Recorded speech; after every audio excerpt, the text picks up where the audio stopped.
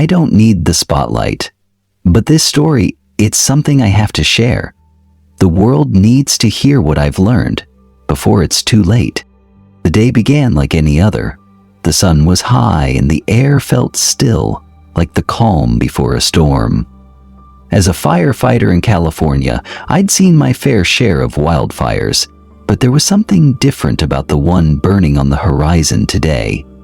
The smoke, a thick swirling mass, had already begun to block out the sun. It was like the world itself had been smothered in a blanket of ash, and the sky was painted in hues of red and orange, as if warning us of the coming battle. We'd been briefed earlier, but the intensity of the situation still hadn't fully hit me. The truck's engine roared to life, the tires kicking up dust as we made our way toward the fire. The air inside the vehicle was stifling, heavy with the smell of sweat, fuel, and the faint scent of burning wood in the distance. My hands gripped the steering wheel, my heart beating a little faster than usual. As we neared the fire zone, the landscape transformed. The ground was cracked and dry, the trees twisted and blackened by flames that had already ravaged the area. It was like a scene from another world, one where life no longer had a foothold. Yet there was still an unmistakable energy about it. Something I couldn't explain, a sense that the fire was alive and aware of us, almost as if it had a purpose beyond destruction. The air grew hotter as we approached, the heat from the flames searing through the truck's windows. I could see the billowing smoke now, thick enough to choke a man, and the crackling sound of the fire seemed to grow louder as we neared the perimeter. The landscape around us was barely recognizable, burned out husks of trees and charred remains of homes. This fire was unlike any I'd ever fought before, ferocious and unyielding. As we arrived at the site, I felt that familiar weight on my chest, the pressure of responsibility. We were here to stop this fire, to save lives and to protect what little we could from the chaos that raged on.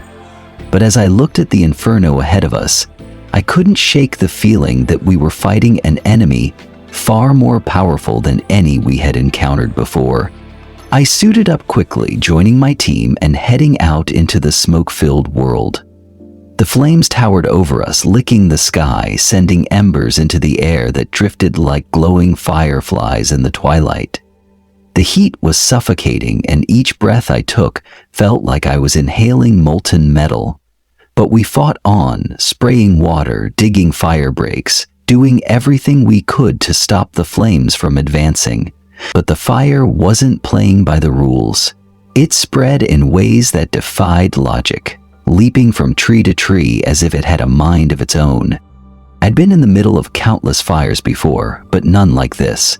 The fire was more than just a force of nature. It was relentless, burning with an intensity I hadn't seen in years. And the more we fought, the more the flames seemed to fight back. The temperature soared, the air thickened with smoke, and I started to feel the weight of exhaustion in my bones. I could hear the crackle of the fire around me, the thrum of my heartbeat in my ears, but suddenly, my vision blurred.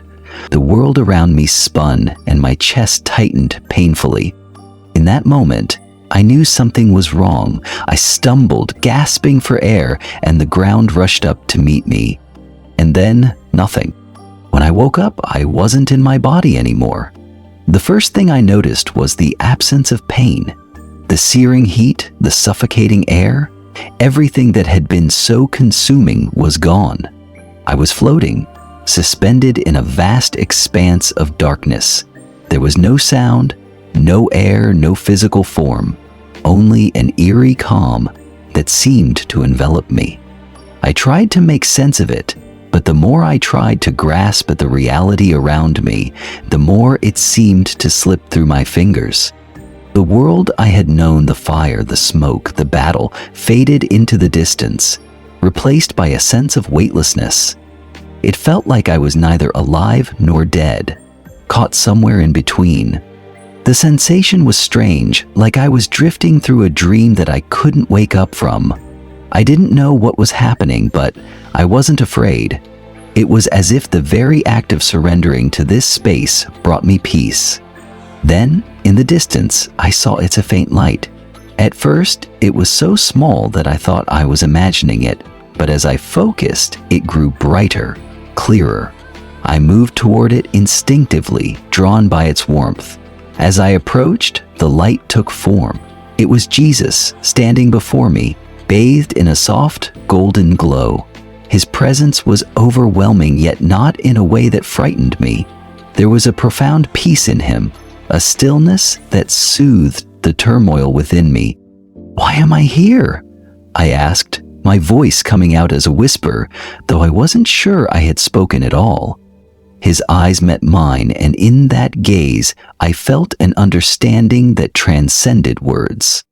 "You are here because of the fire," he said, his voice not heard with my ears, but felt deep within my soul. "The fire is not just on the land, it is in the hearts of mankind. It is a reflection of the way you live, how you treat the earth, each other, and yourself."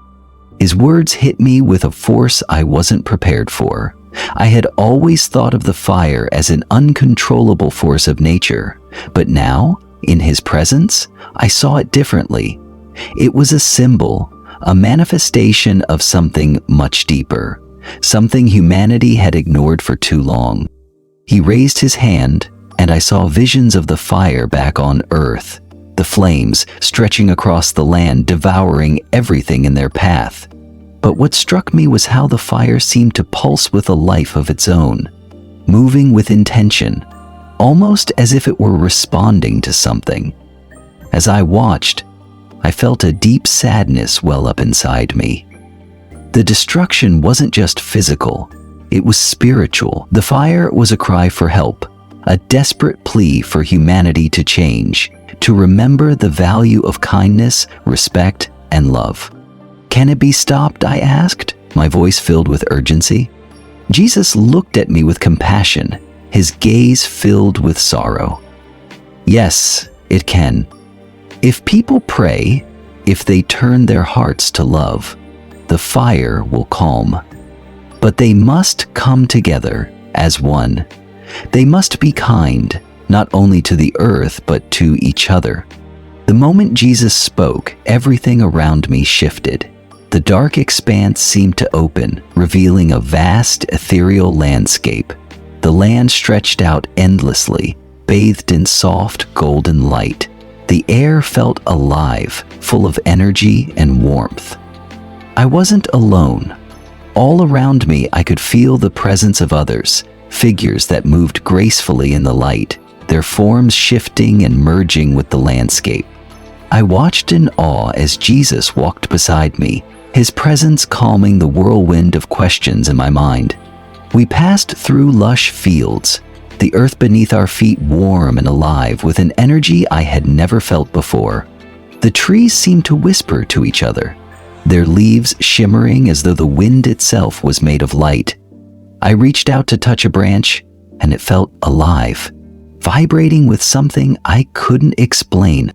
"This is what you've forgotten," Jesus said, his voice echoing softly around me. "You've forgotten the connection between all things, the earth, the animals, the people. The fire is the result of this disconnection. But it can be healed." I didn't fully understand what he meant, but I felt the truth in his words. It was like I had been blind my whole life, and now I could see clearly for the first time. The beauty of the world, its fragile balance, and how easily it could be destroyed, all of it flooded my mind. The fire was not just something to fight, it was something to understand, and it had a message for us. As I walked beside Jesus, he continued to speak, showing me visions of the earth as it could be, not consumed by flames, but thriving, alive with beauty and peace. It was a vision of what could happen if humanity listened to the call to the quiet. As the years passed, the vision of the quiet whisper of the earth, to the need for kindness, for prayer, for unity. As we continued walking, the world around us seemed to hum with life, and I felt a profound sense of peace wash over me. The light was not harsh, but gentle and warm, like the first rays of dawn. The energy in the air felt alive, almost as if the very particles of it were vibrating in tune with some celestial rhythm. The ground beneath my feet was soft and yielding, and each step felt as though I were walking in a place untouched by the corruption of time. It was beautiful, a landscape beyond anything I had ever seen on Earth. Yet it wasn't unfamiliar. Deep down, I knew this was where I had come from, a place of purity, peace, and harmony. In this space there was no urgency, no need to rush. It was a stark contrast to the chaos and heat I had left behind in the fire. The fire, once raging and overwhelming, now felt like a distant memory, and I realized how small it truly was in comparison to the infinite vastness of the world I was now in. I wanted to stay in this peaceful realm, to sink deeper into its comfort. But something inside me stirred, a longing to understand why I had been brought here. "Why am I here?" I asked again, my voice trembling in the serenity of the place. The question felt more urgent now, as though I needed to understand my purpose before the moment slipped away. Jesus turned to me, his expression kind, yet filled with a deep knowing. His eyes seemed to pierce through me, seeing not just my physical form but the soul beneath. "You are here to witness what has been forgotten," he said softly, "and to bring that wisdom back to earth. The fire, my son, is not just a destruction of the land. It is the result of a deeper disconnection. A disconnection from each other and from the earth that sustains you. The fires rage because humanity has forgotten to honor the earth, to honor one another, and to live with kindness." The words echoed in my mind, and I felt a deep stirring in my chest, a mix of grief and hope. How had we forgotten? How had we become so detached from the very world that gave us life?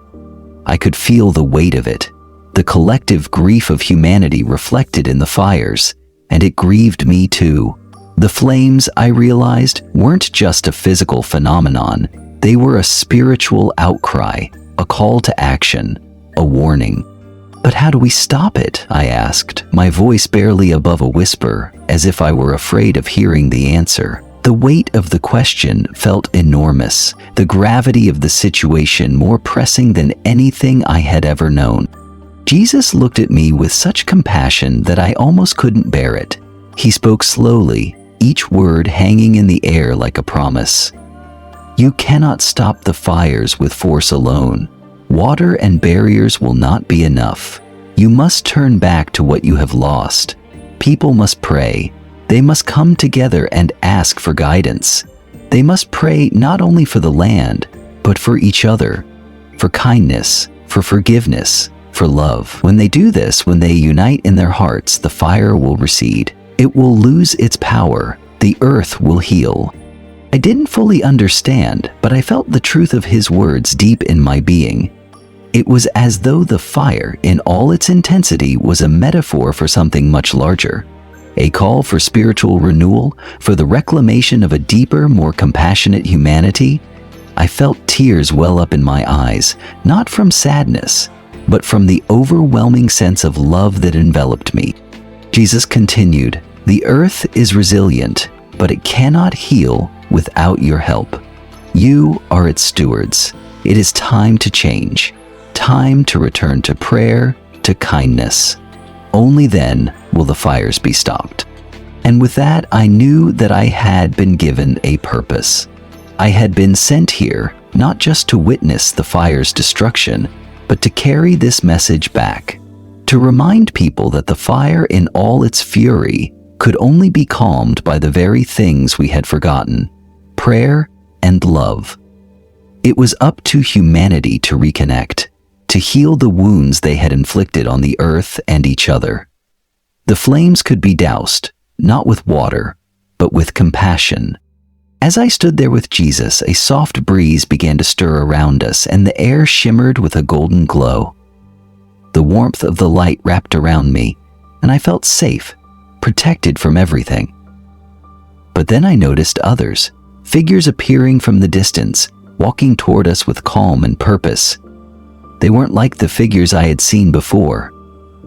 These were familiar faces, people I had known in my life, some of whom I had lost over the years. My grandfather, who had passed away when I was just a boy, was the first to approach. He was smiling, his face as kind and loving as I remembered it. His eyes were filled with warmth, and the moment I saw him, a deep sense of peace washed over me. "Grandpa," I said, almost in disbelief, my voice trembling. "Is it really you?" He nodded, his face soft with understanding. "It's me, son. I've been waiting for you." I reached out instinctively and he embraced me, his arms wrapping around me in a way that felt both familiar and new. The sensation was unlike anything I had ever felt. It wasn't just the comfort of his embrace. It was the love, the unconditional love that poured from him, that transcended time and space.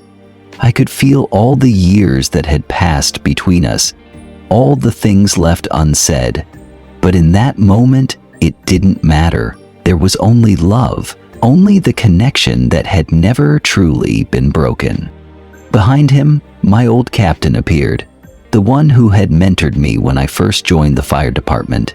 He smiled at me, his weathered face a mixture of pride and concern. "You've come a long way, son," he said, his voice rough but full of affection. "I knew you'd make it." I didn't know how to respond. The words felt insufficient in the face of everything I was experiencing.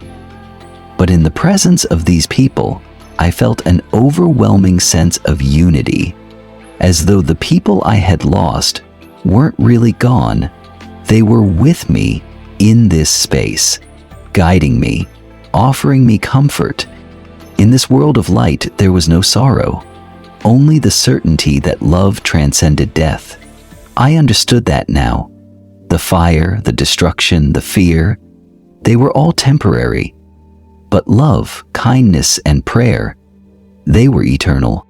The moment I left that ethereal place and returned to my body, everything felt different. The firestorm was still raging, the earth still trembling under the weight of the blaze. But now, I knew something that I hadn't before. The fire wasn't the enemy.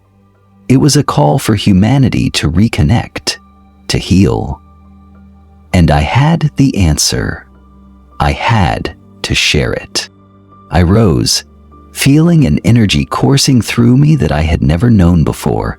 My body ached and the smoke still choked the air, but my heart was filled with a clarity that left no room for doubt. I knew what had to be done. I ran toward my crew, shouting to them to stop what they were doing. The fire could not be fought alone. We had to unite, to pray, to ask for help.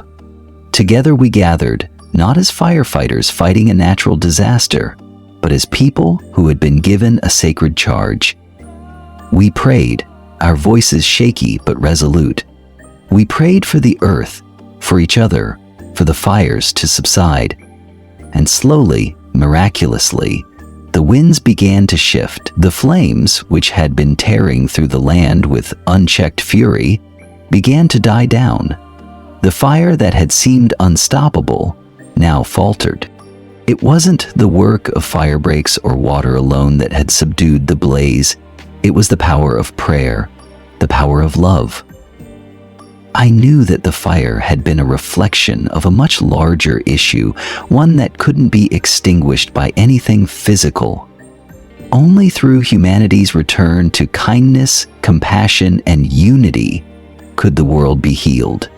It wasn't just the fire that needed to be tamed, it was our hearts. And so, as the fire was finally contained, I realized something. The fire was never the enemy.